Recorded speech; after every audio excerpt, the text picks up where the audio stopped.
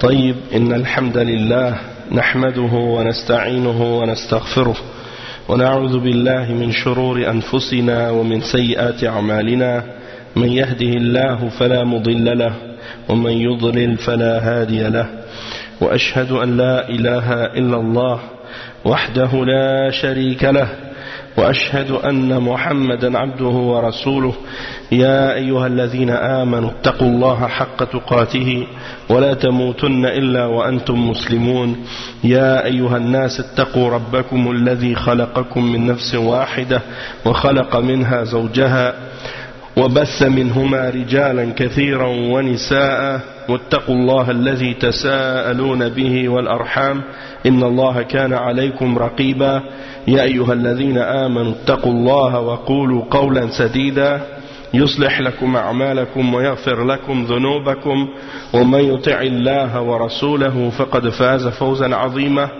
أما بعد وإن خير الكلام كلام الله وخير الهدي هدي محمد صلى الله عليه وسلم وإن شر الأمور محدثاتها وكل محدثة بدعة وكل بدعة ضلالة وكل ضلالة في النار أما بعد. On va commencer aujourd'hui le cours numéro 10 dans l'explication du livre Al-Kaba'ir écrit par le Cheikh Mohammed ibn Abdul Wahhab rahimahullah avec les commentaires de Cheikh Salih ibn Fawzan ibn Abdullah al-Fawzan.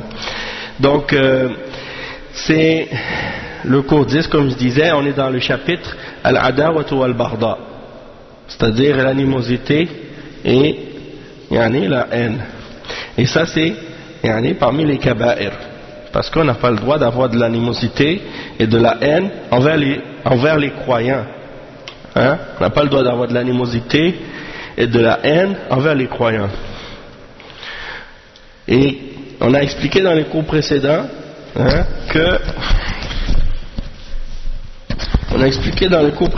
qu'on doit aimer pour Allah subhanahu wa ta'ala et on doit détester pour Allah subhanahu wa ta'ala.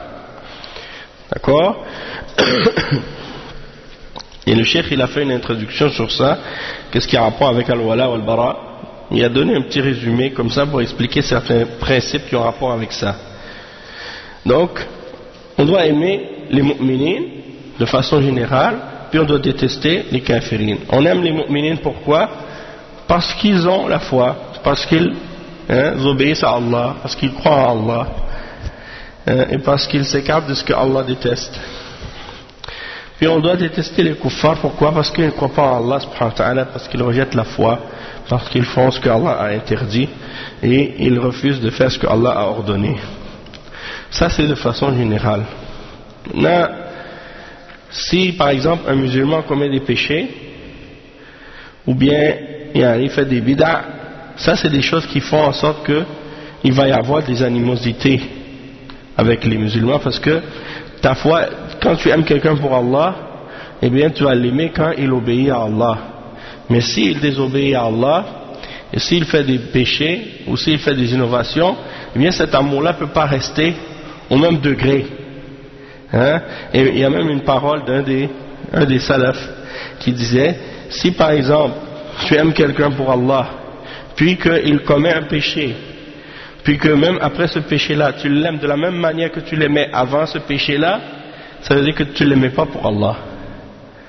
Parce que ton amour de la personne, si c'est vraiment à Allah que tu l'aimes, plus elle obéit à Allah, plus tu vas l'aimer, puis plus si elle fait des péchés ou elle diminue dans son adoration, ou bien diminue dans sa piété ou dans sa foi, et elle fait des choses qui sont pas correctes, et bien plus que ton amour pour lui va diminuer.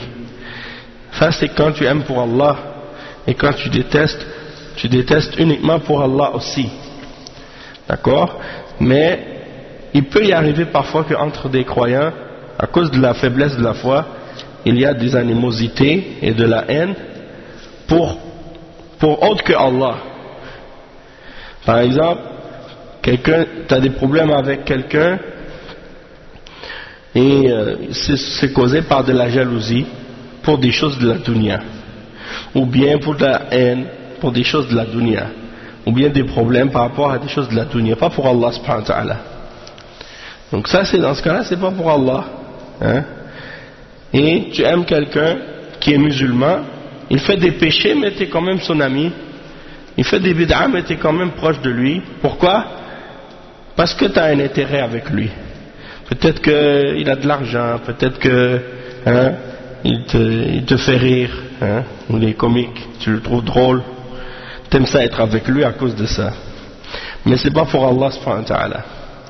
Donc, ça c'est des choses qui sont des exemples de contradiction avec qu'est-ce qu'on doit respecter en principe. En tout cas, le cheikh il continue avec un autre verset. Il dit, le verset 59 dans Surat An-Nisa, وَقَوْلُهُ تَعَالَى فَإِن تَنَازَعْتُمْ فِي شَيْءٍ فَرُدُّوهُ إِلَى اللَّهِ وَالرَّسُولِ. Le cheikh il mentionne ce verset qui signifie, et si vous divergez en quoi que ce soit, renvoyez-le à Allah et à son messager. C'est-à-dire, à l'époque du prophète sallallahu alayhi wa sallam, les gens ils renvoyaient au messager d'Allah. Après la mort du prophète sallallahu alayhi wa sallam, on renvoie à Allah, c'est-à-dire le Coran, et à la sunna du messager sallallahu alayhi wa sallam. C'est comme il y a quelqu'un qui posait la question justement à Cheikh Saleh Al-Fawzan. Il lui demandait comme si le prophète Mohammed sallallahu alayhi wa sallam était là, j'aurais posé la question, j'aurais fait telle chose. Et le Cheikh Al-Fawzan il a répondu, si je me rappelle bien de la question c'était ça, mais en tout cas la réponse je me rappelle, le Cheikh il a dit, même si le prophète sallallahu alayhi wa sallam il n'est pas là, maintenant étant donné qu'on a sa sunna, c'est comme s'il était là. Parce que n'importe quelle chose qu'on a besoin de connaître dans la religion, le prophète sallallahu alayhi wa sallam il nous l'a enseigné dans la sunna. Donc c'est pas nécessaire qu'il soit là, puisqu'il nous a laissé sa religion. Et le prophète sallallahu alayhi wa sallam il a dit, je vous laisse deux choses, et tant que vous restez accrochés à ces deux choses là, vous n'allez jamais vous égarer, le livre d'Allah et ma sunna. Donc si le prophète sallallahu alayhi wa sallam, même s'il n'est pas là maintenant, c'est comme s'il était, donc c'est ça. S'il y a une divergence en quoi que ce soit dans la religion, que ce soit dans quelque chose d'autre, et que ce soit grand, que ce soit petit, si on diverge sur quoi que ce soit, il faut le ramener à Allah et à son messager. Le cheikh il répond, il clarifie là-dessus. Cheikh Al-Fawzan il dit حفظه الله وفي هذه الآية الكريمة بيان أنه إذا حدث بين المسلمين أي خلاف سواء كان خلافا عقديا أو في المعاملات أو في أمور حياتهم فلا بد من أن يرجع ويحتكم فيه إلى كتاب الله وسنة رسوله صلى الله عليه وسلم. وكذلك في الحب والبغض وفي الموالاة والمعاداة وإنما يرجع في ذلك كله إلى الله والرسول صلى الله عليه وسلم. Donc le cheikh il dit que dans ce noble verset il y a l'explication du fait que s'il y a un problème qui arrive entre les musulmans, une divergence, et peu importe que cette divergence là soit une divergence dans la croyance ou dans les interactions qu'on a entre nous, ou bien dans les questions qui ont rapport avec la vie, notre vie, eh bien, le cheikh dit que c'est obligatoire de renvoyer et de juger dans ces questions-là selon ce qui est dans le livre d'Allah et la sunna du messager sallallahu alayhi wa sallam. Également dans les questions qui ont rapport avec l'amour et la haine, les questions de l'alliance et du désaveu, de l'amour et de l'animosité, tout ça c'est des questions qui reviennent à Allah et à son messager. Le cheikh dit فَمِنْهُمْ مَنْ يَقُولُ أَحِبُّ النَّاسِ جَمِيعًا فَكُلُّ بَنِي آدَمْ إِخْوَانٌ فِي الْإِنسَانِيَّةِ ولا داعي للكراهية وزرعها في النفوس. ومنهم من يقول قاطعوهم ولا تتعاملوا معهم أبدا. فالفيصل في ذلك ليس الهوى وإنما الكتاب والسنة. فإن الله عز وجل قد فصل في كتابه وعلى لسان رسوله صلى الله عليه وسلم هذه المسألة تفصيلا واضحا لا لبس فيه إلا على الجهال أو أهل الأهواء الذين لا يريدون الحق. Donc le cheikh il dit que parmi les gens maintenant, tu vois qu'il y en a qui disent il faut aimer tous les hommes sans exception, parce qu'on est tous des fils d'Adam et des frères dans l'humanité.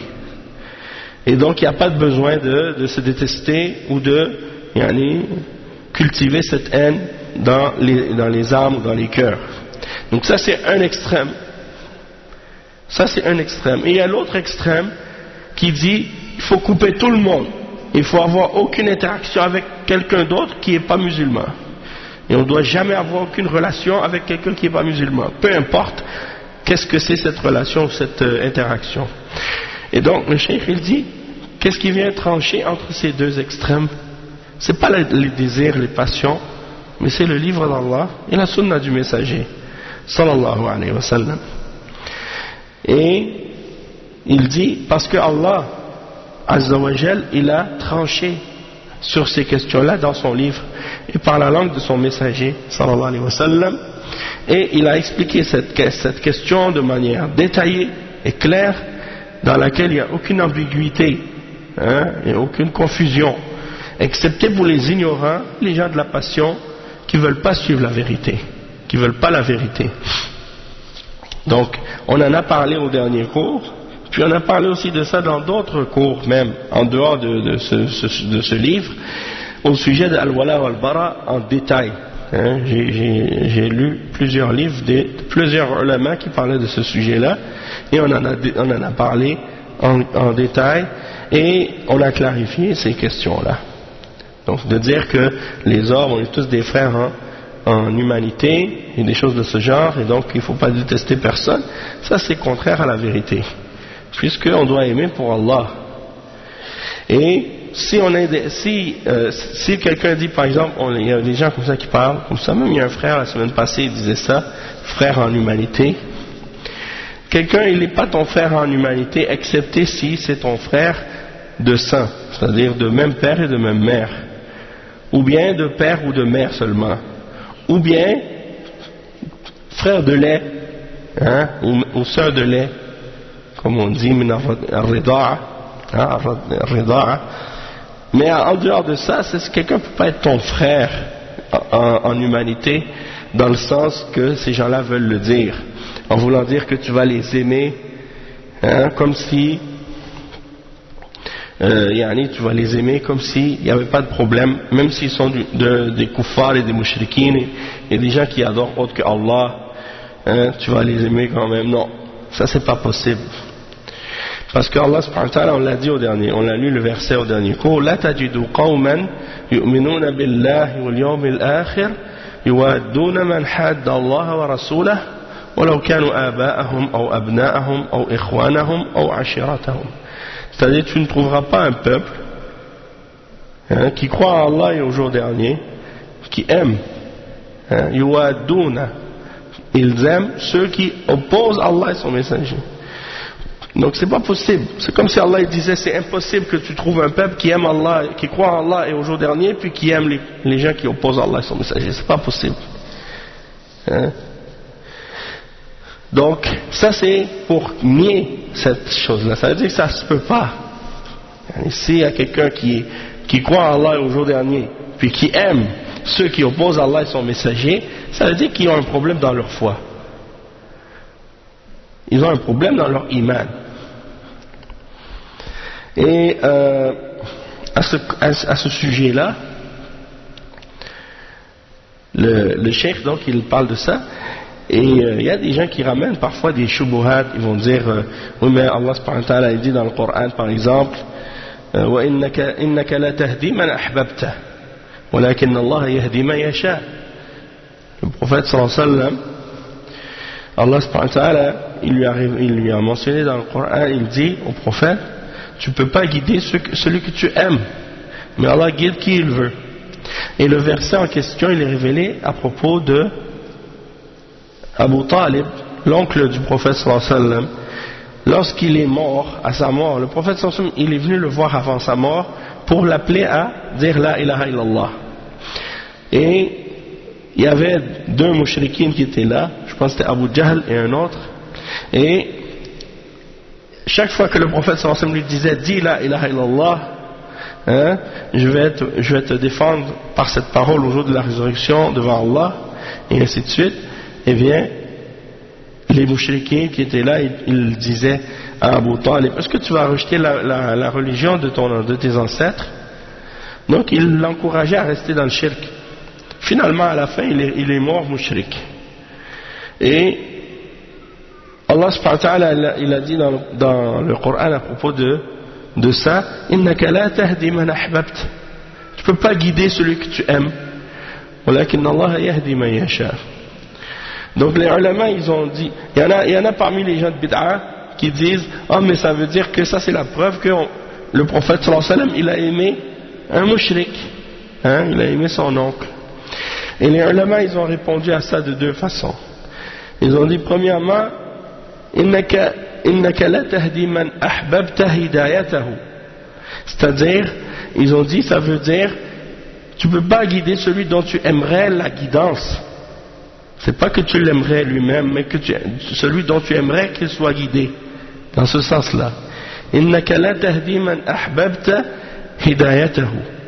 Walakin Allah yahdi man yasha. Ça c'était une explication que l'imam al-Tabari il mentionne dans son tafsir.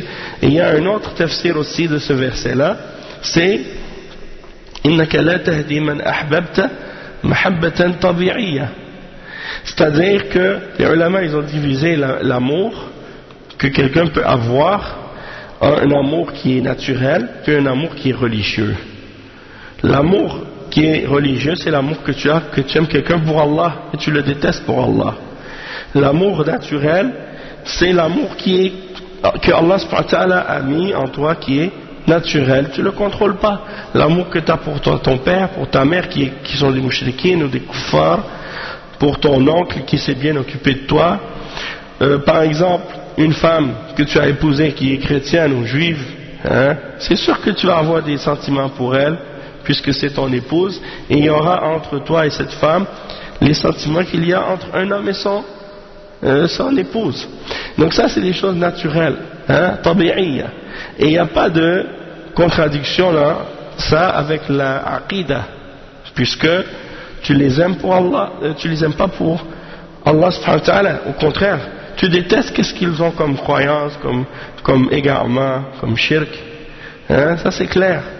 Quand tu les vois invoquer autre que Allah et prier autre que Allah, tu détestes ça. Mais quand tu les vois agir avec toi et te faire du bien, et depuis que tu es né, ils se sont occupés de toi, ils ont agi avec bonté envers toi. Donc toi, tu vois, tu as cette relation-là avec eux, tu les aimes pour ça. Hein? Et donc, c'est pas religieux. C'est naturel. Et donc c'est pour ça que les ulama ils ont distingué entre les deux. Et ça c'est pas contraire à la religion. Il y a aussi par exemple le fait de faire des interactions avec les kuffars, que ce soit des échanges commerciaux, tu vends, tu achètes, tu vas être bon avec eux, ceux qui parmi eux sont bons avec toi, tu agis bien avec eux, tu les respectes, tu respectes ton entente que tu as avec eux, tu respectes ton engagement que tu as avec eux, tu ne vas pas les trahir, tu ne vas pas leur mentir et des choses de ce genre. Hein? Donc tu peux faire ça. Et les gouvernements, les dirigeants, ils ont le droit d'avoir des ententes commerciales, des ententes de paix, des traités de paix, des traités avec les pays de kufr et les juifs et les chrétiens et les mouchriquines de façon générale. Comme le prophète Mohammed sallallahu alayhi wa sallam, à son époque, il a fait des ententes de paix et des traités et du commerce avec des kuffars, avec des juifs, avec des chrétiens, avec des idolâtres et ainsi de suite. Tant que ça n'implique pas quelque chose qui vient en contradiction avec l'islam, avec la aqida, avec les règles de la charia, dans ce cas-là, il n'y a pas de problème. D'accord? Donc ceux qui disent on ne peut pas avoir aucune forme de relation avec les kuffars et les mouchriquines, c'est des menteurs. Et ils ont mal compris le sens de la religion. Hein? Et c'est des extrémistes ces gens-là. Et même aujourd'hui, les Khawarij et ceux qui suivent Daesh, ils pensent qu'ils ne peuvent pas avoir aucune interaction avec les kuffars et les mouchriquines. Ils sont bien obligés de vendre leur pétrole à quelqu'un. Hein? Ils vont pas le boire. Ils ne vont pas le garder pour eux. Donc, s'ils pensent que faire des interactions économiques avec des koufars, c'est kufr, ou bien que c'est contraire à al-wala ou al-bara, hein, qu'est-ce qu'ils vont faire? Et les armes, exactement, les armes qu'ils utilisent, ils les ont pris de où? Ils ont pris des koufars. Hein? Donc ça, c'est des arguments et des preuves contre eux. Allah al-Musta'an. Après, le cheikh, il cite un autre verset. Il dit, وَقَالَ تَعَالَى. On a expliqué, je pense que j'ai tout lu, hein? Oui, c'est ça. وَقَالَ تَعَالَى قَدْ كَانَتْ لَكُمْ أُسْوَةٌ حَسَنَةٌ فِي إِبْرَاهِيمَ. Ça, c'est un verset dans Surat Al-Mumtahana. Le cheikh, il a juste mentionné le début. Cheikh Mohammed ibn Abdul Wahhab, il a juste mentionné le début du verset. Ça veut dire, il y avait certes pour vous un bon exemple à suivre en Ibrahim, alayhi salam. On va lire le verset au complet de Surat Al-Mumtahana. Qu'est-ce que Allah subhanahu wa ta'ala mentionne à ce sujet-là?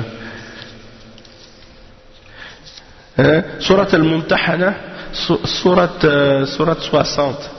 Et le verset, c'est le verset 4. Et c'est un verset qui parle de Al-Wala wal-Bara. Le cheikh, il cite donc ce verset, il cite le début seulement, mais nous on va lire au complet le verset. C'est-à-dire, قَدْ كَانَتْ لَكُمْ أُسْوَةٌ حَسَنَةٌ فِي إِبْرَاهِيمَ وَالَّذِينَ مَعَهُ إِذْ قَالُوا لِقَوْمِهِمْ إِنَّا بُرَآءُ مِنْكُمْ وَمِمَّا تَعْبُدُونَ مِنْ دُونِ اللَّهِ كَفَرْنَا بِكُمْ وَبَدَا بَيْنَنَا وَبَيْنَكُمُ الْعَدَاوَةُ وَالْبَغْضَاءُ أَبَدًا حَتَّى تُؤْمِنُوا بِاللَّهِ وَحْدَهُ. D'accord. Qu'est-ce que ça signifie ce verset?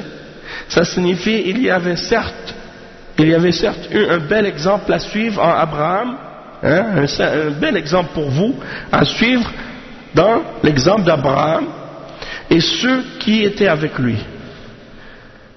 Quand ils dirent à leur peuple, nous vous désavouons, vous et ce que vous adorez en dehors d'Allah. Donc on n'a rien à voir, on ne veut rien savoir de vous, ni de ce que vous adorez en dehors d'Allah. Nous vous renions, et entre vous et nous, l'inimitié et la haine sont à jamais déclarées jusqu'à ce que vous croyiez en Allah seul. Donc Allah subhanahu wa ta'ala, il nous dit dans ce verset-là que quand Abraham et ceux qui étaient avec lui ont dit ça à leur peuple, ça c'était un bon exemple à suivre pour nous. C'est comme ça qu'on doit agir nous aussi. D'accord?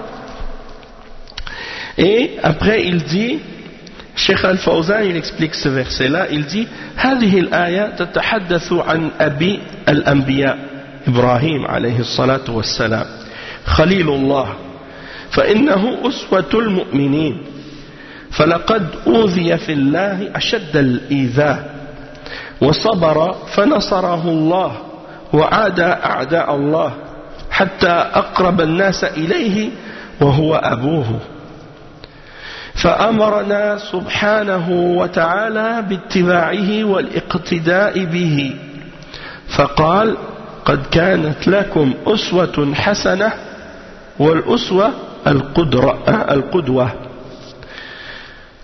Donc le cheikh il explique que ce verset il parle de le père des prophètes, c'est Abraham. On l'appelle le père des prophètes parce que beaucoup de sa descendance ont été des prophètes. Tous les prophètes qui sont venus après, la plupart sont sortis de sa descendance. Donc c'est pour ça que on l'appelle le père des prophètes. Et c'était Khalilullah, donc c'est l'ami d'Allah, hein? C'est quelqu'un qui avait une relation particulière avec Allah subhanahu wa ta'ala. Et il est un exemple à suivre pour les croyants. Et il a souffert beaucoup en Allah. Il a eu à supporter beaucoup de nuisances et beaucoup de difficultés, hein? Parmi les plus difficiles, parmi les épreuves, il a enduré tout ça. Et il a été patient et Allah subhanahu wa ta'ala lui a donné la victoire contre ceux qui s'opposaient à lui parmi les ennemis d'Allah. Juste même parmi les gens les plus proches de sa famille, c'est-à-dire son père. qui voulaient même le faire brûler. Subhanallah. Donc, Allah subhanahu wa ta'ala, il nous ordonne de prendre son exemple, de même que l'exemple de ceux qui l'ont suivi, et de le prendre comme un modèle. Donc il dit قَدْ كَانَتْ لَكُمْ أُسْوَةٌ حَسَنَةٌ. Le cheikh explique que le mot uswa en arabe ça veut dire al-qudwa. Al-qudwa ça veut dire, il y a deux, le cheikh il dit ça c'est divisé en deux catégories. Il dit al-qudwatu ala qismayn hasana wa sayyi'a. Donc al-qudwa c'est le modèle ou l'exemple, et ça peut être de deux catégories, la bonne exemple ou la mauvaise exemple. Et le cheikh il dit ici c'était la bonne exemple. Le cheikh il dit كما قال تعالى قد كانت لكم أسوة حسنة في إبراهيم والذين معه أي من المؤمنين إذ قالوا لقومهم إنا براء منكم ومما تعبدون من دون الله أي قومهم الكفار وممن يعبدون يعني ومما يعبدون من الأصنام والأوثان فكفروا بهم وقالوا لهم وبدا بيننا وبينكم العداوة والبغضاء أبدا حتى تؤمنوا بالله وحده.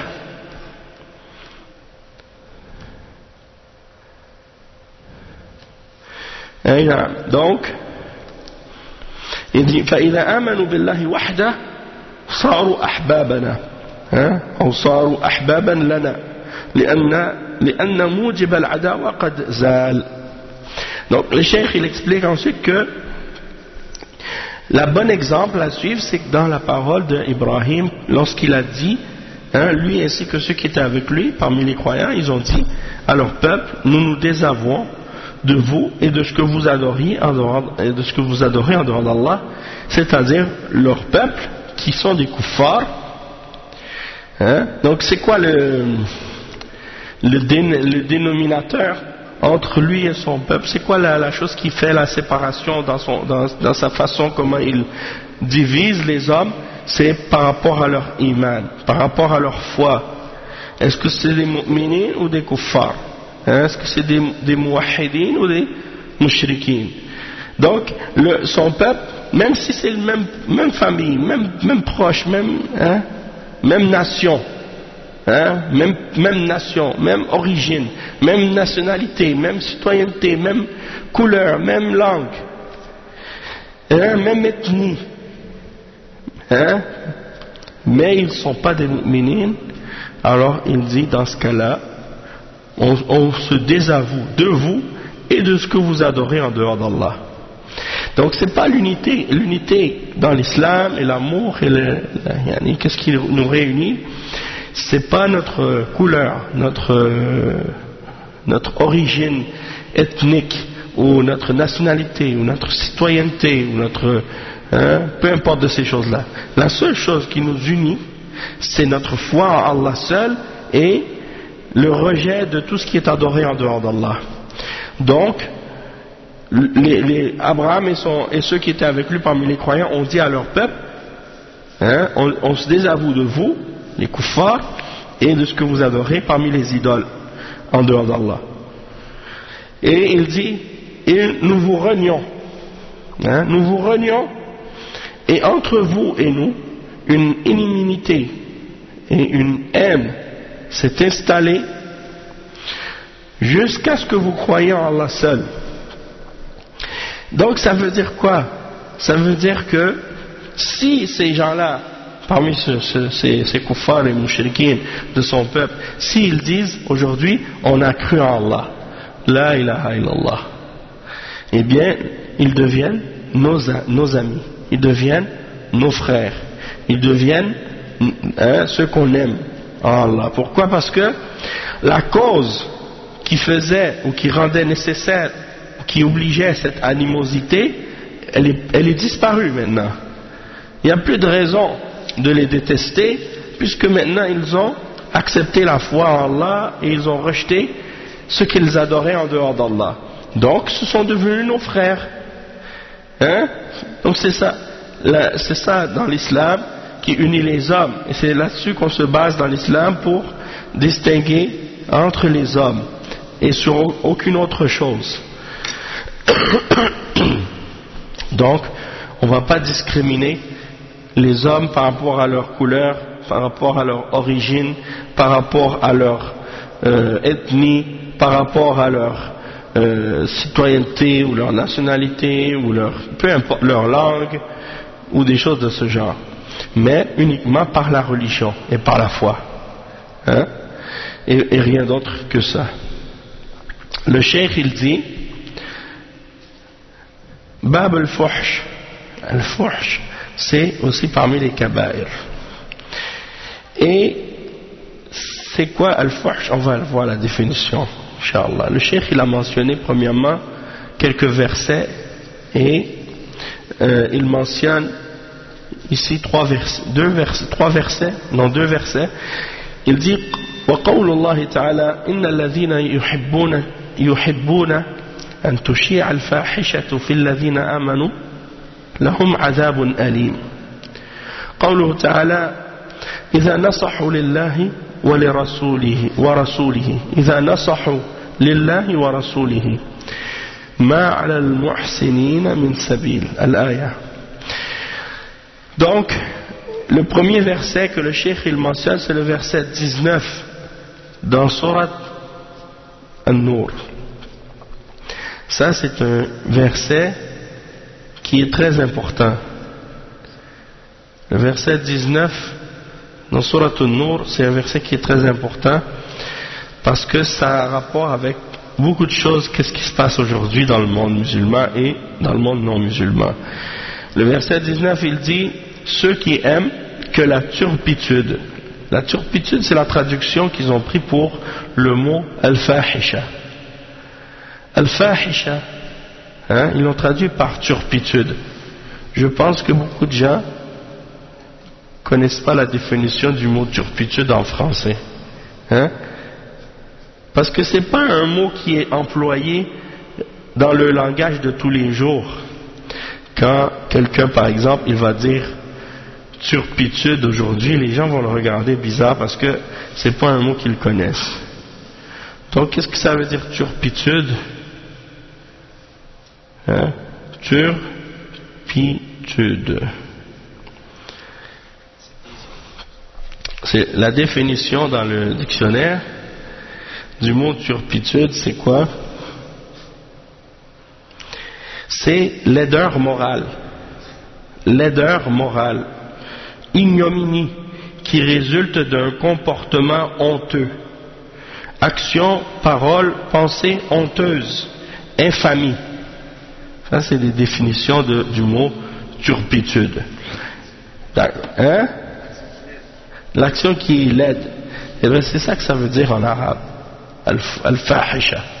Hein? Donc, ceux qui aiment que la turpitude se propage parmi les croyants auront un châtiment douloureux, ici-bas comme dans l'au-delà. Allah sait et vous ne savez pas. Donc ça c'est une chose, un verset que le cheikh a cité. Un autre verset que le cheikh a cité, c'est le verset 91 dans Surat At-Tawbah.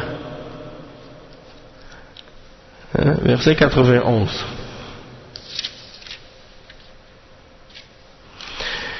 Qu'est-ce que ça dit? Parce que le cheikh ici il a juste mentionné une partie du verset. إِذَا نَصَحُوا لِلَّهِ وَرَسُولِهِ مَا عَلَى الْمُحْسِنِينَ مِنْ سَبِيلٍ. Ça veut dire quoi? S'ils sont sincères envers Allah et son messager, pas de reproche contre les bienfaiteurs. Allah est pardonneur et miséricordieux. Mais avant, il y a quelque chose qui a été mentionné dans le verset auparavant. Ça dit, et parmi les Bédouins, certains sont venus, c'est le verset 90, certains sont venus demander d'être dispensés du combat. Et ceux qui ont menti à Allah et à son messager sont restés chez eux. Un châtiment douloureux affligera les mécréants d'entre eux. Nul grief sur les faibles, ni sur les malades, ni sur ceux qui ne trouvent pas de quoi dépenser pour la cause d'Allah. S'ils sont sincères envers Allah et son messager, pas de reproche contre les bienfaiteurs, et Allah est pardonneur et miséricordieux. Donc, on va voir pourquoi le cheikh il a cité ce verset-là dans ce sujet.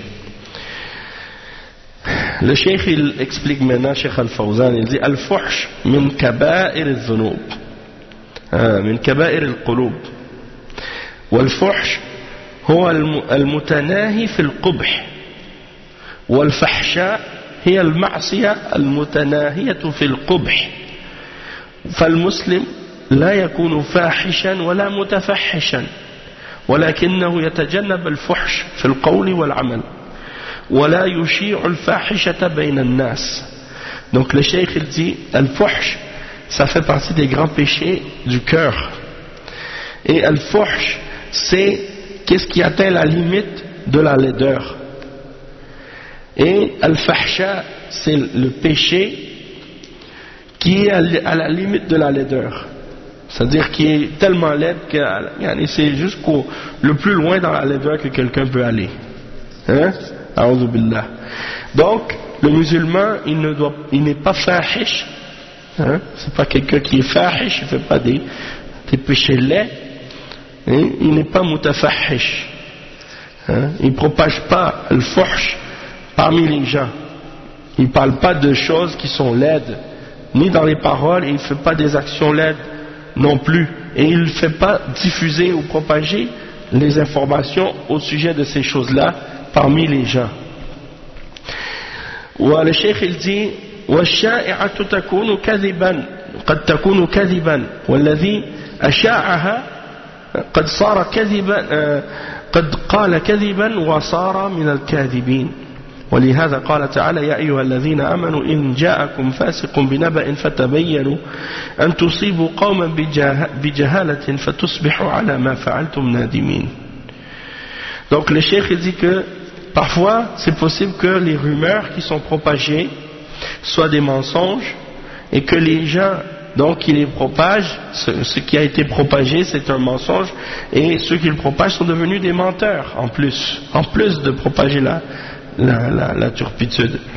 Et donc le cheikh il mentionne le verset dans le Coran dans lequel Allah subhanahu wa ta'ala a dit, ce qui signifie ô vous qui avez cru, si un pervers vous vient avec une information, vérifiez-la, hein, de peur d'atteindre des gens par ignorance et de leur faire du tort par ignorance, et dans ce cas-là vous deviendriez, vous auriez des remords de ce que vous aviez fait à cause de ça, vous allez regretter ça plus tard. Donc c'est un sujet qui est important. Pourquoi?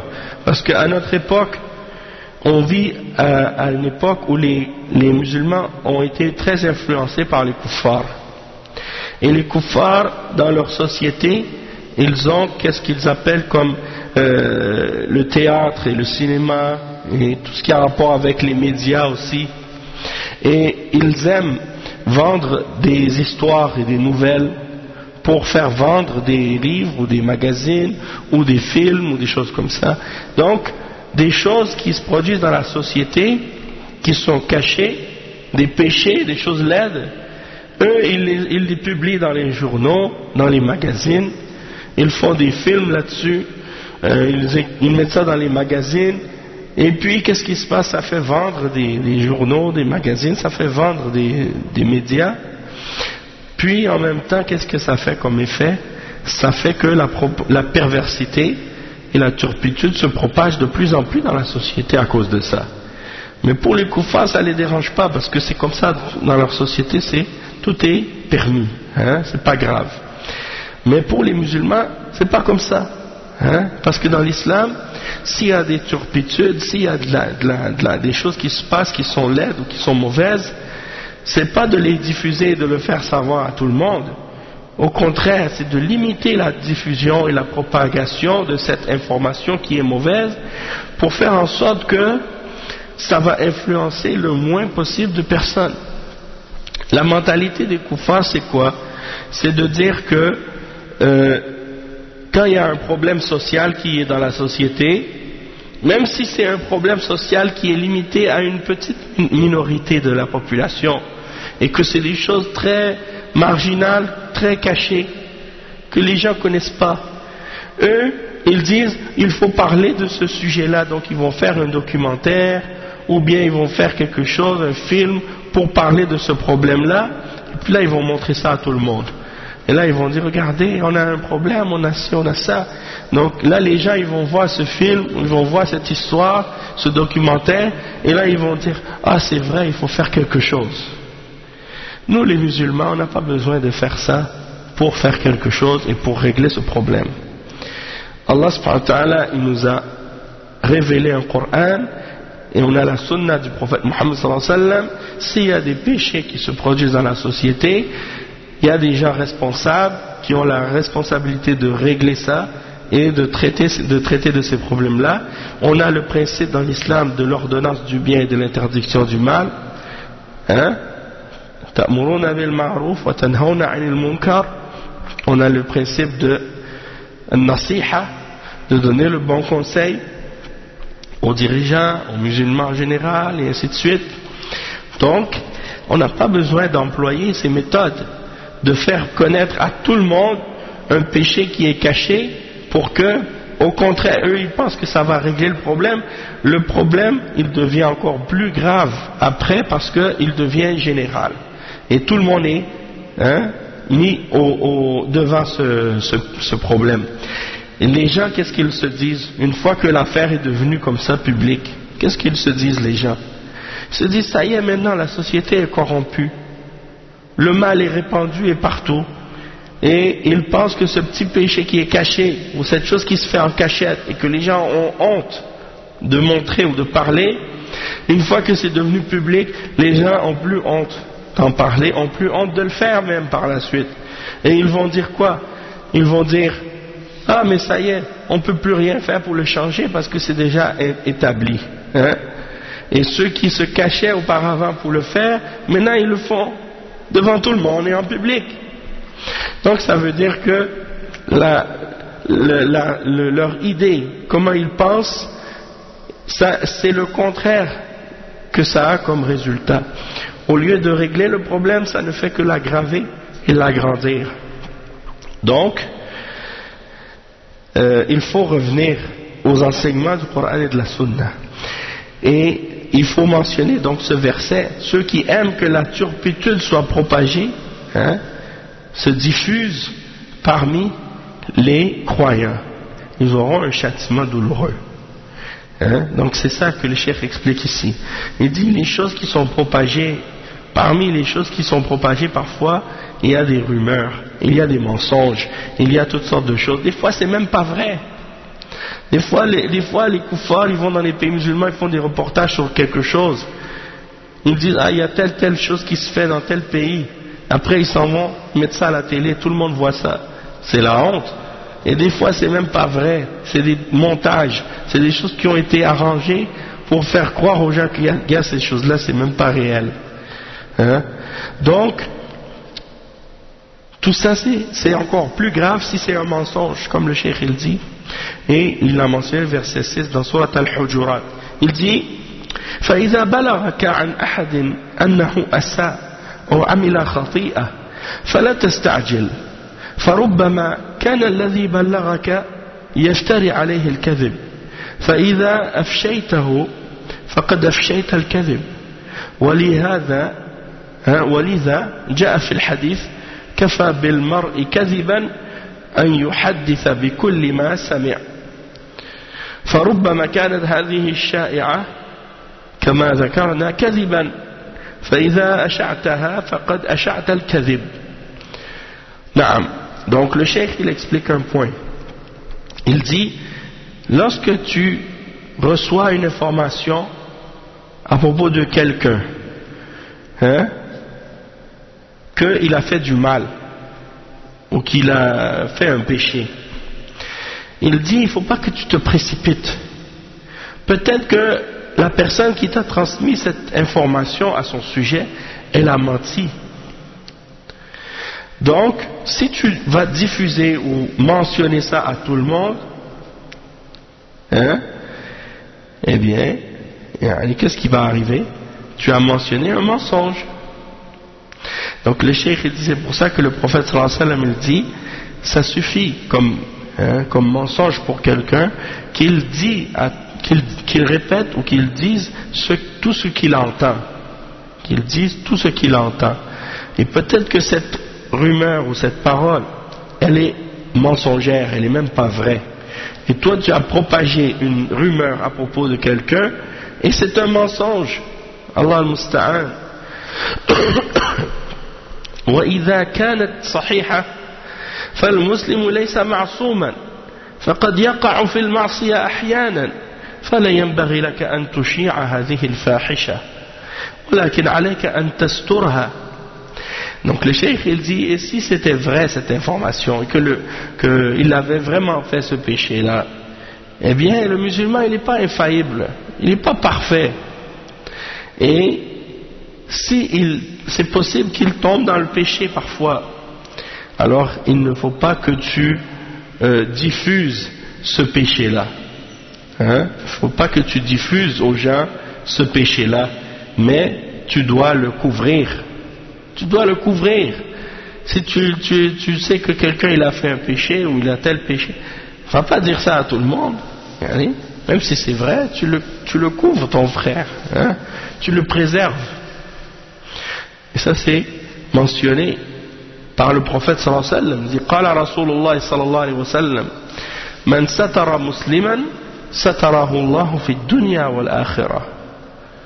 Donc celui qui couvre un musulman, c'est comme si Allah il va le couvrir dans cette vie d'ici-bas et dans l'au-delà. Ton frère, tu le vois faire un péché, wa alaykum salam wa rahmatullah, tu l'as vu faire un péché, tu le couvres, tu le couvres, et Allah il va te couvrir dans cette vie d'ici-bas et dans l'au-delà. Le cheikh il dit وَلِهَذَا عليك بمناصحة العاصي بينك وبينه لقوله صلى الله عليه وسلم الدين النصيحة. Donc tu vois ton frère qui fait un péché, tu vas le couvrir. Ça ne veut pas dire que tu vas rien lui dire. Non, tu vas lui donner la nasiha entre toi et lui. Tu vas lui rappeler que qu'est-ce qu'il fait, c'est pas correct, qu'il doit se repentir à Allah, qu'il doit cesser de faire ce péché-là. Entre toi et lui, parce que le prophète sallallahu alayhi wa sallam a dit ad-dinu nasiha, la religion c'est le bon conseil, c'est la sincérité. فكثير من الناس الآن لا تحلو مجالسهم إلا بالحديث عن الناس فلان عمل كذا فلان أخطأ في كذا وهذا لا يجوز بين المسلمين لقوله تعالى إن الذين يحبون أن تشيع الفاحشة في الذين آمنوا لهم عذاب أليم في الدنيا والآخرة والله يعلم وأنتم لا تعلمون. فإذا شاعت الفاحشة في الناس حينها يتساهل أهل الفسق والمعاصي بأعمالهم ولسان حالهم يقول ما دام هذا حاصلا ويحدث فنحن لا لوم علينا لا لوم علينا فيخشى حينئذ أن تسهل المعصية في نظرهم وكان هذا سببا لزيادة ارتكاب المعاصي فالأولى أن تستر فهذا هو الأفضل للمجتمع. Donc le cheikh il dit que maintenant, il y a beaucoup de gens, quand ils s'assoient, ils font juste parler des gens. Et ça, c'est pas permis entre les musulmans. Quand ils s'assoient, ils disent un tel il a fait ça, un tel il a fait ça, un tel il a fait telle erreur, une telle faute. Il dit ça, c'est pas permis entre les musulmans. Et il dit le cheikh, Allah il dit dans le Coran ce qui signifie, et ceux qui aiment que la turpitude se propage parmi les croyants, ils auront un châtiment douloureux dans cette vie d'ici-bas et dans l'au-delà. Et Allah il sait et vous ne savez pas. Verset 19 dans Surat An-Nur. Donc le cheikh il dit, si la turpitude se propage parmi les gens, à ce moment-là, qu'est-ce qui va arriver? Les gens du péché, les gens de la perversité, ils vont prendre ça à la légère par la suite. Et c'est comme si ils vont agir comme si en voulant dire, du moment que ça c'est quelque chose qui se produit dans la société, et que c'est des choses qui arrivent, donc on n'a pas à être blâmé de faire tel ou tel péché, puisque c'est quelque chose qui est partout. Donc c'est pas grave. Et à ce moment-là, qu'est-ce qui arrive? C'est que le péché devient quelque chose de facile pour eux, comme si c'est pas quelque chose de grave. Hein? Et qu'est-ce que ça fait? Ça fait que les gens vont augmenter dans la pratique de ce péché-là. Et donc, le cheikh il dit que qu'est-ce qui est le mieux? C'est au contraire, au lieu de le diffuser, au lieu de le montrer à tout le monde, de dire à tout le monde, regardez qu'est-ce qui se passe. Hein? Regardez qu'est-ce que les gens font dans tel pays, dans tel endroit, dans telle ville, dans telle rue, dans tel quartier. Et de mettre ça à l'exposition de tout le monde. Au lieu de faire ça, le cheikh il dit le mieux, c'est de le cacher. Hein? Parce que ça c'est quelque chose qui va préserver la société. Imaginez par exemple, dans un pays ou dans une ville ou dans un endroit où les gens sont préservés dans leur honneur, dans leur religion, et que les gens, en général, ils sont loin des péchés et des turpitudes, ils ne connaissent pas ces choses-là. Ils vivent une vie saine, en général. Puis là, ils allument la télé, ils voient que dans leur pays, dans une autre ville à côté, telle personne fait tel péché, ou il y a tel groupe de personnes qui font telle chose. Qu'est-ce qu'ils vont dire maintenant? Ils vont dire, ah mais ça y est, notre pays il est devenu corrompu, il est devenu comme ci, il est devenu comme ça. Avant, ils ne savaient même pas que ces péchés-là étaient présents. Maintenant, non seulement ils le savent, mais ils voient que c'est plus grand que qu'est-ce que c'est réellement. Donc les gens commencent à se laisser aller. Ah mais si eux ils peuvent faire ça, dans ce cas-là nous on peut faire ça. Et c'est comme ça que le péché se propage de plus en plus. Donc au lieu de faire ça, il y a toujours de donner la nasiha. Si toi tu as vu un péché, tu as constaté quelque chose, tu vas voir les autorités, tu vas voir les gens responsables, tu vas voir ceux qui sont capables de faire quelque chose pour l'arrêter ce péché. Mais tu ne vas pas commencer à diffuser ça devant tout le monde et à dire ça. Des fois il y a des gens, masha'Allah, Allah mustaan, c'est par l'ignorance. Ils trouvent quelque chose qui n'est pas bon, puis là ils envoient ça à tous leurs contacts. Ils trouvent quelque chose qui n'est pas bon, comme si, oh regardez, un tel qu'est-ce qu'il a fait, ou regardez un tel qu'est-ce qu'il a dit, astaghfirullah, et là il envoie ça à tout le monde. Et là toi tu regardes ça, tu vois, tu reçois cette information, tu dis mais pourquoi il diffuse cette information là, c'est quelque chose qui est mauvais. Lui il veut l'envoyer dans le sens qu'il veut critiquer ce péché là ou cette mauvaise chose. Il veut le propager pour dire aux gens, regardez ça c'est mauvais.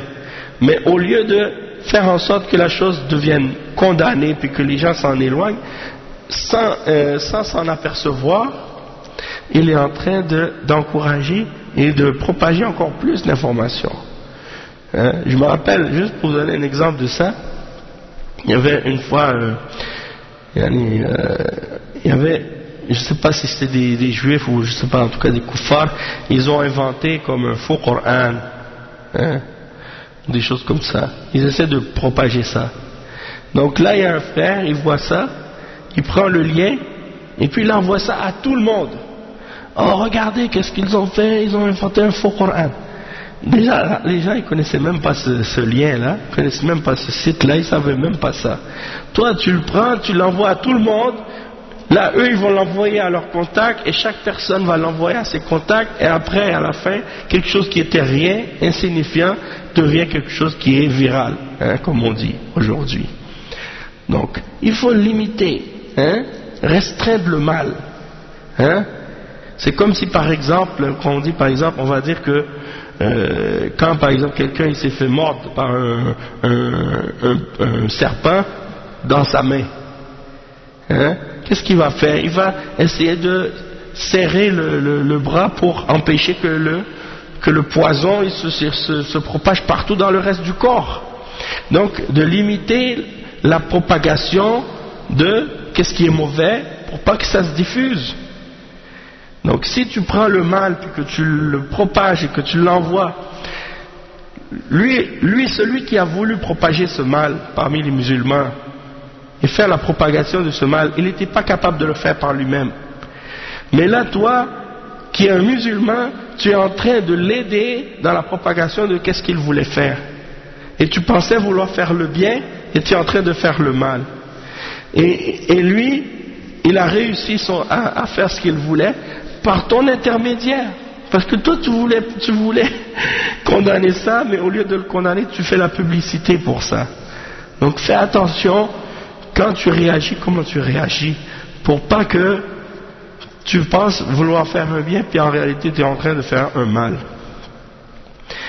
Le cheikh, il dit ensuite, pour conclure ce point-là, il dit والحاصل أنه إن شاعت الفاحشة سهل ارتكاب المعاصي وتساهل الفساق بها وحينئذ تحدث العداوة والبغضاء بين المسلمين وسوء الظن والتفكك في المجتمع.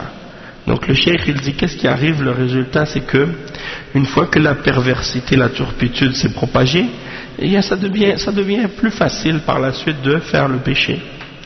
Et les gens prennent ça à la légère. Et alors, après, qu'est-ce qui arrive? Une fois qu'il y a les péchés propagés, eh bien, les gens commencent à se détester entre eux. Les musulmans commencent à se détester entre eux. Parce que c'est ça le résultat des péchés.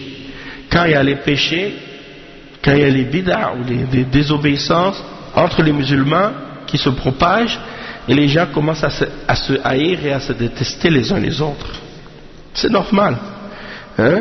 Et les gens commencent à penser mal de l'autre, à penser du mal des autres. Hein?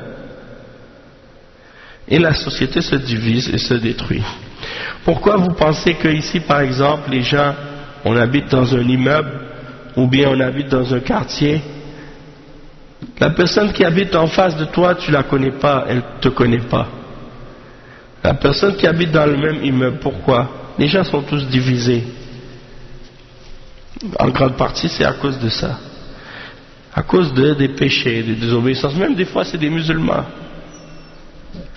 Des fois, tes voisins, c'est des musulmans dans le même immeuble, ils ne te parlent même pas. Ça, c'est pas normal. Parce que tout le monde dit, ah, ben, je veux pas que les gens sachent mes péchés. Parce que tout le monde tout le monde fait ses péchés, personne ne dit, ah, moi je veux pas que les gens sachent mes péchés, ou des choses de ce genre, chacun veut rester chez soi. Parce que je veux pas que les gens ils vont me juger, je veux pas que les gens sachent mes affaires, donc je veux pas connaître les voisins, je veux pas que les voisins me connaissent, chacun pour soi. Ça c'est le résultat des péchés. Allah al-Musta'an.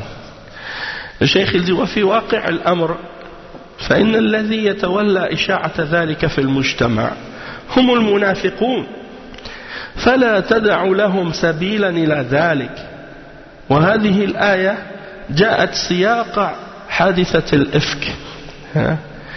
Le cheikh il dit qu'en réalité les gens qui veulent propager ce genre de turpitude dans la société et qui veulent propager les péchés dans la société, ce sont les hypocrites, les munafiqoun. C'est eux qui font ça. Après ils te viennent et disent non mais on a la liberté d'expression, la liberté de penser, liberté d'opinion, on a le droit de s'exprimer. Pourquoi? Pour propager la turpitude et les péchés parmi les croyants. C'est ça leur expression. Et c'est la liberté de faire ça qu'ils veulent. Au lieu de la liberté de faire le bien et d'appeler au bien, de propager le bien et d'interdire le mal et d'éloigner les gens du mal et de purifier la société au lieu de la salir. Allahul Musta'an. Donc le cheikh il dit وفي واقع الأمر فإن الذي يتولى إشاعة ذلك في المجتمع هم المنافقون. Ce sont les hypocrites qui font ça. Donc ne leur laissez pas un moyen de le faire. Le cheikh il dit وهذه الآية جاءت في سياق حادثة الإفك حيث رمى المنافقون أم المؤمنين عائشة رضي الله عنها بالفاحشة في قصة الإفك، وبعض المؤمنين انخدع وصدق هذه الشائعة وصار يتحدث بها. يقول الله جل وعلا لولا إذ سمعتموه ظن المؤمنون والمؤمنات بأنفسهم خيرا وقالوا هذا إفك مبين لولا جاءوا عليه بأربعة شهداء فإذا لم يأتوا بالشهداء فأولئك عند الله هم الكاذبون ولولا فضل الله عليكم ورحمته في الدنيا والآخرة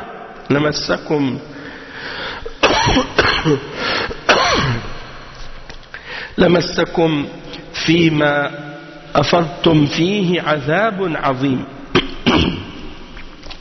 فالمنافقون لا يستغرب منهم هذا لأنهم منافقون وإشاعة الفاحشة ديدنهم، ولكن بعض المؤمنين وقع في هذا وصدق المنافقين وصار يتكلم بكلامهم ولا حول ولا قوة إلا بالله فدخلوا في الجريمة وأقيم عليهم حد القذف. Donc le cheikh il dit que le contexte du verset il est venu dans Surat An-Nur à propos de l'histoire du mensonge qui avait été inventé contre Aïcha radiyallahu anha, parce qu'un d'entre les hypocrites avait accusé la mère des croyants, Aïcha radiyallahu anha, d'avoir commis une turpitude. Et donc le résultat c'est que beaucoup d'entre certains d'entre les croyants ont été trompés par ces munafiqins et ils ont cru à l'information alors que c'était un mensonge. Ils ont cru à la rumeur qui était propagée. Et les rumeurs, qu'est-ce que tu peux faire contre des rumeurs? Une fois que les rumeurs sont propagées, comment tu peux t'en défendre, t'en protéger? C'est très difficile. Allah al-Musta'an. Une fois, en tout cas, il y avait quelqu'un qui était venu mettre une lettre dans la boîte de la mosquée, pas ici, une autre mosquée. Il accusait quelqu'un, une sœur, d'avoir commis la turpitude. La turpitude, il y en a al-fahisha, il y en a comme le zina, quelque chose comme ça. C'est grave. Il accuse la personne en question d'avoir fait ça. Et une fois que la rumeur s'est propagée, comment faire pour arrêter ça? La semaine d'après, le vendredi suivant, la même personne qui a mis la lettre dans la boîte, il a dit: on s'est trompé, c'est pas vrai. La personne qu'on a dit qu'elle a fait la turpitude, c'est pas vrai, elle l'avait pas fait. C'est que la personne elle a menti. Mais pourquoi tu l'as diffusé? Maintenant tu vas faire quoi pour réparer cette erreur? Et dans l'islam, il y a un remède à ça, dans l'islam. Et il y a des règles qu'Allah a révélées à ce sujet-là. Mais justement, le cheikh, il mentionne des versets qui ont rapport avec ça. Il dit, les gens ont commencé à répandre la rumeur à l'époque, comme les munafiqines avaient propagé cette rumeur que Aïcha radiyallahu anha avait commis le péché. Alors, Allah subhanahu wa ta'ala, il a révélé les versets. les versets, il cite le cheikh, les versets 12 à 14. Ça dit, ce qui signifie, pourquoi lorsque vous l'avez entendu, c'est-à-dire ce mensonge, cette histoire mensongère, les croyants et les croyantes n'ont-ils pas en eux-mêmes conjuré favorablement, conjuré favorablement, c'est-à-dire penser du bien en eux-mêmes, et ne pas croire à cette histoire, et n'ont-ils pas dit c'est une calomnie évidente, c'est clair que c'est un mensonge, pourquoi n'ont-ils pas produit à l'appui de leur accusation 4 témoins? S'ils ne produisent pas 4 témoins, alors ce sont eux auprès d'Allah les menteurs. Ça veut dire que dans l'islam, si tu accuses quelqu'un d'avoir commis l'adultère ou le zina, il faut que tu ramènes 4 témoins.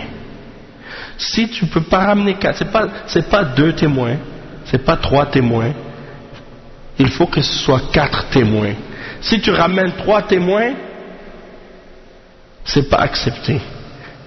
Et c'est toi qui vas être puni. Et si vous ne ramenez pas 4 témoins, c'est vous les menteurs auprès d'Allah. Et Allah subhanahu wa ta'ala, il a prescrit pour celui-là,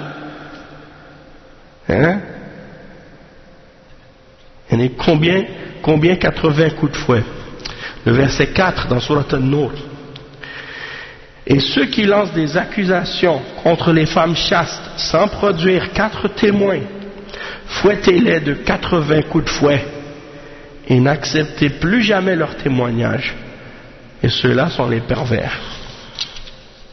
Ça, c'est la punition pour celui qui propage des faux témoignages contre les croyants et qui les accuse sans preuve d'avoir fait des péchés comme ça.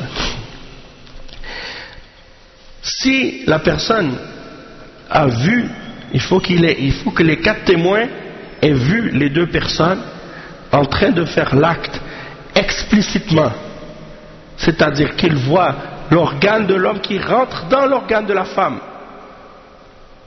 C'est pas qu'il les a vus ensemble dans une pièce, tout seuls, et qu'ils étaient dénudés. Même ça, c'est pas suffisant. Il faut que tu aies vu l'acte explicite avec tes 2 yeux, et 4 personnes, 3 autres personnes avec toi, pour témoigner que vous avez vu l'acte en question. À ce moment-là, oui.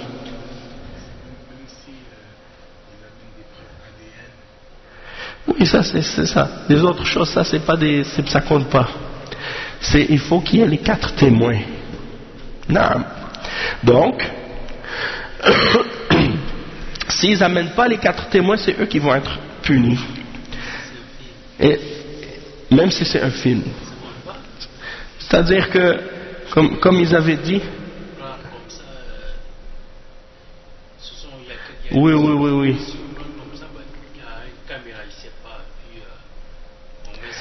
Oui, mais c'est pas une preuve. Ça peut être ramené comme support, mais ça peut pas être une preuve à la base. Non. Il faut qu'il y ait les témoins qui ont vu et qui sont présents. Et c'est ça. Donc, ça c'est qu'est-ce qui est établi, et ça c'est pourquoi? C'est pour protéger l'honneur des croyants et pour faire en sorte que la turpitude ne soit pas propagée dans la société. Donc le verset qui dit, c'est ça, s'ils n'amènent pas les 4 témoins, alors c'est eux les menteurs, et ils vont être punis. Et le verset 14, n'eût été de la grâce d'Allah sur vous et sa miséricorde ici-bas comme dans l'au-delà, un énorme châtiment vous aurait touché pour cette calomnie dans laquelle vous vous êtes lancé. Quand vous colportiez la nouvelle avec vos langues et disiez de vos bouches ce dont vous n'aviez aucun savoir et vous le comptiez comme insignifiant alors qu'auprès d'Allah cela est énorme. Donc ça c'est pour dire que ceux qui ont propagé ces informations-là, ce sont les hypocrites. Et il ne faut pas s'étonner de la part des hypocrites, puisque ce sont eux qui font toujours ça. C'est leur habitude de faire ça. Mais qu'est-ce qui est malheureux et qu'est-ce qui est triste, c'est que certains croyants même sont rentrés dans cette calomnie-là, et ils ont cru à ce que les munafiqines ont dit. Et ils ont commencé à parler la même chose que eux. Et à dire la même chose que eux. Wala hawla wala quwwata illa billah. Donc ils sont rentrés dans le crime et ils ont reçu la peine pour avoir accusé les croyants de la fahisha. Et vous connaissez l'histoire, comment c'est arrivé. Aïcha radiallahu anha, quand il était parti en voyage avec le prophète sallallahu alayhi wa sallam, et elle était dans sa monture, sur son chameau, et vous savez que la femme, elle voyage dans une sorte de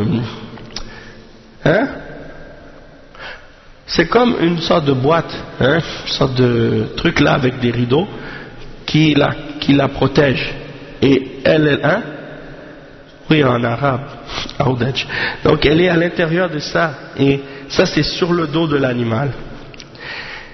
Aïcha radiallahu anha, elle est sortie pour faire ses besoins, et puis elle est retournée dans sa monture. Quand c'était le temps de partir, elle s'est rappelé qu'elle avait oublié son bracelet, quelque chose comme ça, donc elle est repartie pour le chercher, et quand elle est revenue, elle a vu que les gens étaient partis. Alors, elle est restée à cet endroit-là, puis elle a attendu. Et quand il y a les caravanes qui voyagent dans le désert, habituellement, il y a toujours quelqu'un qui reste derrière, qui passe là où le campement était, pour vérifier s'il n'y a pas quelqu'un qui est resté. Et c'était un des sahaba. Il est arrivé, puis il a vu qu'il y avait quelqu'un qui était couché là, qui dormait. Et il s'est approché, il a vu que c'était Aïcha radiyallahu anha.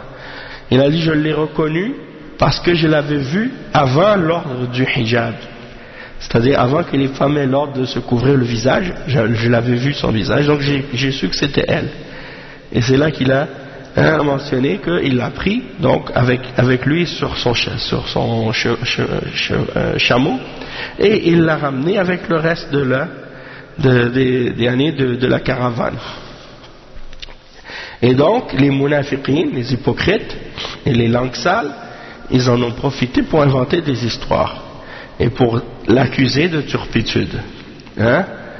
Et donc c'est pour dire que l'innocence de Aïcha radiyallahu anha est descendue du ciel dans le Coran et la révélation du Coran. Allah subhanahu wa ta'ala a innocenté Aïcha radiyallahu anha. Donc tout ça c'est pour dire que les hypocrites ont inventé cette histoire pour faire du tort au prophète Mohammed sallallahu alayhi wa sallam, et pour lui nuire. Et donc ça c'est le résultat de ça. Et donc c'est pour ça que dans l'islam, celui qui propage ces choses-là, il est puni. Et le cheikh il dit ensuite, والحاصل أن الفحش جريمة عظيمة ينبغي التحذير منها لأننا نرى الكثير من شبابنا اليوم قد وقع في بعض هذه المسائل فتراهم يشيعون الكلام بين الناس في مجالسهم وفي حديثهم عبر الجوالات. Donc le cheikh dit que la turpitude c'est un crime qui est grave et il faut avertir contre ça, parce qu'on voit beaucoup de jeunes aujourd'hui, ils tombent dans ce genre de péché là. Tu les vois quand il y a quelque chose qui se passe entre les gens, ils se propagent les informations et les paroles des gens.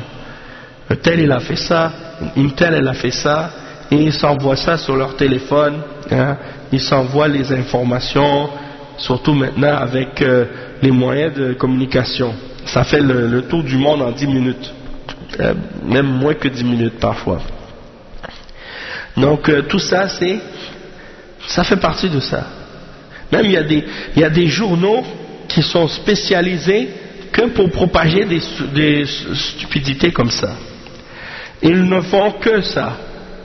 Des fois tu t'en vas au supermarché pour faire tes courses et sur le bord de la caisse il y a une série de magazines et de journaux et puis tu vois ils te parlent de la vie d'un tel, de la vie d'un tel et qu'est-ce qu'ils ont dit, qu'est-ce qu'ils ont fait, comme si ces choses-là ça avait une importance pour le monde entier, alors que qu'est-ce qui est arrivé dans la vie privée de deux personnes, ça regarde personne d'autre que eux. Mais c'est devenu maintenant quelque chose qui est répandu chez les kuffars dans leur société, de parler de la vie privée des gens et de propager qu'est-ce qui se passe dans la vie privée des gens. C'est comme si en voulant dire c'est pas grave, hein? A'udhu billah. Et il y a des musulmans qui ont commencé à penser comme ça aussi et à suivre tout ce qui se passe chez les gens et à se propager ces informations-là entre eux et à parler de qu'est-ce que les gens ont fait ou ont dit. A'udhu billah. Donc le cheikh il dit فإذا سمعوا قولا سارعوا يتناقلونه فيما بينهم دون تثبت وهذا يشجع على انتشار الفاحشة وهي في واقعها لا تخرج عن أحد أمرين إما أن تكون كذبا وحينها يكون ناشرها كذابا وإما أن يكون شيء قد حصل فلا يجوز إشاعته بل يجب ستره والقضاء عليه لأن هذا مما أمر الله سبحانه به لأن إشاعة الفاحشة وحبها هو من خلق المنافقين. Donc le cheikh il dit, si vous entendez une parole, ou bien plutôt s'ils entendent une parole, ces jeunes, ils se précipitent à la diffuser et à la propager, sans même vérifier si c'est vrai. Et ça aide à la propagation de la turpitude. Et il dit le cheikh que, en réalité, ça sort pas de deux cas. Soit, premièrement, que l'information, c'est un mensonge, et lorsque tu la propages, tu deviens un des menteurs, ou bien que c'est quelque chose qui s'est vraiment produit, mais que tu n'as pas le droit de diffuser, et que c'est obligatoire de le cacher, hein, et de l'arrêter, de le stopper pour que ça ne se propage pas, hein, parce que c'est comme ça que Allah subhanahu wa ta'ala a ordonné. Parce que la diffusion de la turpitude et d'aimer la turpitude, ça fait partie des comportements et des caractères des hypocrites. Le cheikh il dit وَأَمَّا قَوْلُهُ تَعَالَى إِنَّ الَّذِينَ يُحِبُّونَ أَن تَشِيعَ الْفَاحِشَةُ فِي الَّذِينَ آمَنُوا لَهُمْ عَذَابٌ أَلِيمٌ فَهَؤُلَاءِ هُمُ الْمُنَافِقُونَ وَلَا يَحْصُلُ هذا إلا من منافق ولكن ربما يقع في هذا الأمر بعض المؤمنين الغافلين لا عن نفاق ولكن عن غيره ولكن في حقيقة الأمر إن هذا ليس غيره وإنما هذا منكر لأنه لا يجوز إشاعة الفاحشة في الذين آمنوا والله قد أمر بالستر والمؤمن قد يقع في بعض الآثام أحيانا فلا يجوز معالجة الخطأ بالخطأ وإنما بالمناصحة فيما بين المسلمين دون تشهير وتجريح. Donc le cheikh il dit, en ce qui concerne la parole d'Allah, quand il dit ceux qui aiment que la turpitude soit diffusée parmi les croyants, ceux-là auront un châtiment douloureux, ce sont les hypocrites. Et il dit que c'est possible que ça se produise de la part d'un croyant aussi. C'est pas seulement de la part de l'hypocrite, ça peut se produire de la part d'un musulman, d'un croyant, mais qui est insouciant. Hein? Et il n'est pas hypocrite, mais il le fait comme on a dit tout à l'heure, parce qu'il veut défendre la religion, il pense qu'il va condamner le mal ou il va dénoncer un mal. Donc il dit regardez qu'est-ce que telle personne a fait, regardez qu'est-ce que telle chose a dit ou ainsi de suite. et ils diffusent le mal, ils diffusent l'égarement. Et donc le cheikh il dit ça c'est pas permis, ça c'est du mal, hein? Et Allah il a ordonné de cacher ces choses-là et de ne pas les propager. Et le croyant, c'est possible qu'il tombe dans certains péchés parfois, mais c'est pas permis de remédier à une erreur par une autre erreur, hein? Mais tu remédies au problème par le fait de donner le bon conseil, et tu vas voir la personne et tu lui donnes le bon conseil et tu la caches, tu couvres son péché. Tu vas pas publiciser ça devant tout le monde et dire ça à tout le monde. وقوله تعالى إذا نصحوا لله ورسوله ما على المحسنين من سبيل. S'ils ont été sincères envers Allah et son messager, il n'y a pas de moyen contre les bienfaisants, les bienfaiteurs.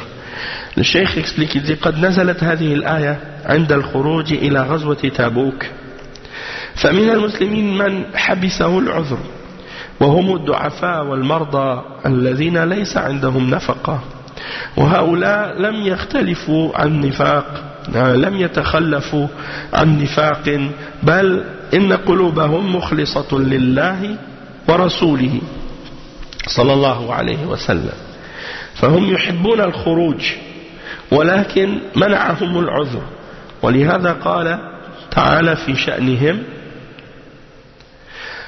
ولا على الذين إذا ما أتوك لتحملهم قلت لا أجد ما أحملكم عليه تولوا وأعينهم تفيض من الدمع حزنا أن لا يجدوا ما ينفقون فهم لم يتلذذوا بالجلوس خلف رسول الله صلى الله عليه وسلم بالظل البارد بل كانوا في ضيق وكدر وحزن ببقائهم خلفه صلى الله عليه وسلم فهؤلاء هم الناصحون لله ورسوله عليه الصلاة والسلام أما الذين قعدوا لنفاق في قلوبهم فهؤلاء ليسوا بناصحين لله ورسوله صلى الله عليه وسلم ولعل مراد الشيخ رحمه الله من إيراد هذه الآية بعد إيراد قوله تعالى إن الذين يحبون أن تشيع الفاحشة في الذين آمنوا أن التخلي أن تشيع الفاحشة في الذين آمنوا أي نعم إن الذين يحبون أن تشيع الفاحشة في الذين آمنوا أن التخلي من المعاصي وإنكارها ليس من إشاعة الفاحشة المنهي عنه بل هو من النصيحة الواجبة. Donc on va terminer avec ça. Le cheikh il dit que le verset que le cheikh a mentionné dans Surat At-Tawbah, lorsqu'il mentionne ceux qui ont été sincères envers Allah et son messager, c'est le verset qu'on a lu au début du chapitre, le verset 91 dans Surat Tawbah. Donc le cheikh il explique que ce verset-là a été révélé à propos de la bataille de Tabouk. Et à la bataille de Tabouk, il y a certaines personnes qui n'ont pas pu partir. Et Tabouk, c'est une région au nord de Médine. Au nord de Médine, et c'est très loin. Hein, surtout à l'époque, ça prenait plusieurs jours pour arriver là-bas. Et ils partaient à dos de chameau, donc c'était un long voyage, et en plus c'était en plein été, il faisait chaud. Donc c'était un voyage difficile. Et ils allèrent rencontrer un ennemi qui était fort, parce que c'est les Romains qui étaient là-bas. Donc ils sont partis dans la bataille de Tabouk. Beaucoup de musulmans ont été retenus par une excuse valable, c'est-à-dire parmi les gens qui étaient faibles ou qui étaient malades ou qui n'avaient pas les moyens, ils n'ont pas pu y aller. Il y en a d'autres qui sont restés derrière pas parce qu'ils ne pouvaient pas y aller, mais par hypocrisie. Ils ne voulaient pas y aller, hein? Et leur cœur n'était pas sincère envers Allah et son messager, donc ils aimaient plutôt rester derrière avec les femmes et les malades. Allah al-Musta'an. Donc ceux qui étaient sincères, eux ils voulaient sortir, ils aimaient sortir avec le messager d'Allah, mais étant donné qu'ils étaient malades, ils ne pouvaient pas. Et Allah subhanahu wa ta'ala a décrit ces gens-là dans le verset 92 dans Surat Tawbah, et il dit pas de reproche non plus, il dit ce qui signifie pas de reproche non plus à ceux qui vinrent te trouver pour que tu leur fournisses une monture, et que tu dis, et à qui tu dis, je ne trouve pas de monture pour vous. Ils retournèrent les yeux débordants de larmes, tristes de ne pas trouver de quoi dépenser. Donc eux ils étaient tristes, ils pleuraient, parce qu'ils ne pouvaient pas partir avec le messager d'Allah sallallahu alayhi wa sallam. Leurs yeux se remplissaient de larmes qu'ils ne pouvaient pas partir avec lui. Tandis que les munafiqines, eux, ils restaient derrière, au lieu d'être tristes, ils étaient contents. Ah, on ne veut pas y aller, on ne veut pas partir, il fait chaud, et il y a des Romains là-bas, on a peur. Il y en a même un qui a utilisé comme excuse, ah, j'ai peur que si je vais là-bas, je vais avoir la fitna, parce que les femmes romaines, moi, si je les vois, je vais être tenté. Il a dit, c'est mentionné dans Surat Tawbah. Il dit, il a dit au messager d'Allah, wala taftinni, ne me mets pas dans la tentation, dans la fitna. Et Allah, il lui a répondu en disant, ala fil fitnati saqatu, n'est-ce pas que c'est dans la tentation qu'ils sont tombés en rejetant l'ordre du prophète sallallahu alayhi wa sallam. Ça c'est beaucoup plus grave, et donc c'est pour dire, il y avait plein de gens, il y avait plein d'excuses, et donc les hypocrites, eux, ils étaient contents, tandis que les gens sincères, ils étaient tristes, il n'y avait pas de plaisir à rester derrière, à l'ombre, et au contraire, ils se sentaient tristes de rester derrière, et ceux-là étaient sincères envers Allah et son messager. Tandis que ceux qui sont restés par hypocrisie dans leur cœur, ils disent ceux-là n'étaient pas sincères envers Allah et son messager. Et c'est ça que le cheikh, il dit pourquoi le cheikh il a mentionné ce verset-là après avoir mentionné l'autre verset dans Surat An-Nur, ceux qui aiment que la turpitude soit propagée parmi les croyants, ceux-là auront un châtiment douloureux. Il dit que le fait de rester derrière, c'était un péché. De ne pas partir, c'était un péché. Et parce que c'était obligatoire à ce moment-là de partir. Donc le fait de ne pas partir, c'était un péché. Et c'est ça. Et de condamner cet acte-là, ça ne fait pas partie de propager la turpitude qui est interdite. Au contraire, ça fait partie de la nasiha. C'est ça. Donc, de condamner certains péchés publiquement et de les réfuter publiquement, c'est pas nécessairement quelque chose qui est de propager ou de diffuser un mal. Des fois, c'est quelque chose qui est obligatoire de faire. Parce que tu vas dire oui, il y a un mal dedans, d'un côté parce que tu vas propager un péché ou tu vas divulguer un péché, mais le bien qui va être dedans va être plus grand. Pourquoi? Parce que tu vas tu vas montrer aux gens le bien, et il y aura un effet plus positif que négatif. Dans ce cas-là, c'est pas la même chose. Mais si c'est juste diffuser un mal, comme certains le font, et qu'il n'y a pas de contrepartie, il n'y a pas de réfutation, il n'y a pas de clarification, rien, dans ce cas-là, c'est juste propager du mal, ça vaut pas la peine. Et ça va même des fois être une cause d'égarement.